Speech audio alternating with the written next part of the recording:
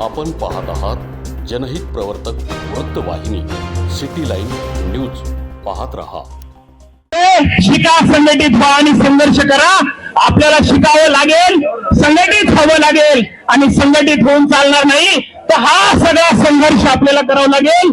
अभिजित दिप्तेंच्या माध्यमातून तो संघर्ष, ती खतखत परत नव्याने एकदा आपल्या समोर उभा राहते.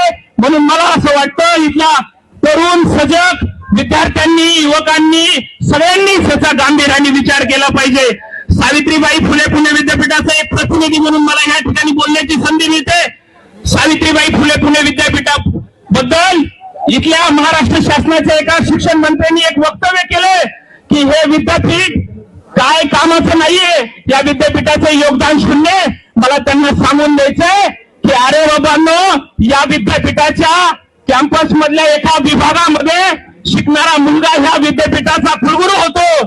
अनेक जण जगभरामध्ये जाऊन मोठी कामगिरी बजावत आहेत. हे या विद्यापीठाचं महत्व आहे. या विद्यापीठामध्ये शिकणारी जी मुलं आहेत ते कष्टकऱ्यांची आहेत, ऊसतोड कामगारांची आहेत, दलितांची आहेत आणि त्याच्यामुळे ते तिथे येऊन योगदान देणार. म्हणून तुमच्यासारख्या, तुमचं वय देखील या 75 वर्ष नाहीये आणि तुम्ही विद्यापीठाला पाल्य समजता, तेवढी समजण्याची कुवत तुमची नाहीये. म्हणून इथल्या शिक्षण मंत्र्याचा आणि देशातल्या शिक्षण मंत्र्याचा राजीनामा हा झालाच पाहिजे. म्हणून येणाऱ्या काळात मित्रांनो आपल्याला एकजूट व्हायचंय. म्हणून आपण एकजूट होणार ना? सर्वांना पुन्हा एकदा क्रांतिकारी जय भीम.